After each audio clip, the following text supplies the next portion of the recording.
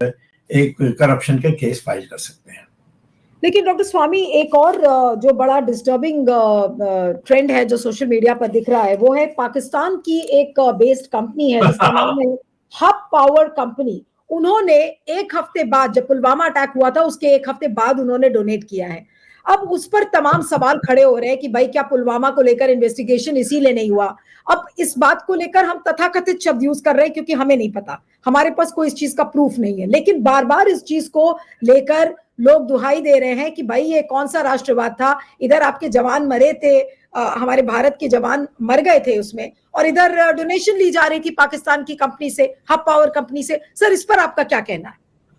देखिए, राष्ट्रवाद की बात है ये, तो हमें तो एक ही बात काफी है। वो चाइना में आपने उनको जानबूझकर हमारे देश के अंदर आकर 4,065 जो जमीन ने हड़प लिया है और कहा कि कोई आया ही नहीं। यानी वो कहते कि भाई चाइना ने हमें धोखा दे दिया, अब हमारे पास तैयारी नहीं है, हमें 2 साल, ये तो फिर पब्लिक मान लेती। इन्होंने कहा कोई आया ही नहीं, कोई गया नहीं, और जो कर रहे हैं ये अनावश्यक हल्ला गुल्ला कर रहे हैं। मैंने पीटीआई आरटीआई में जो मैंने केस है उसमें कहते हैं साइलेंस, जवाब ही नहीं देना, चुप रहना।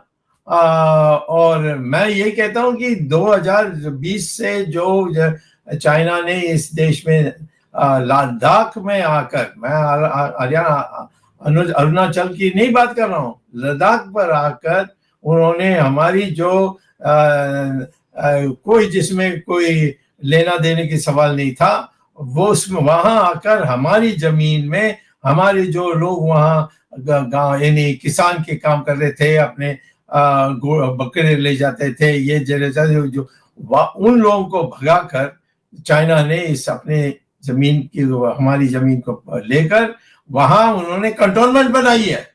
नहीं, लेकिन तो मुझे ये बताइए, इससे अपना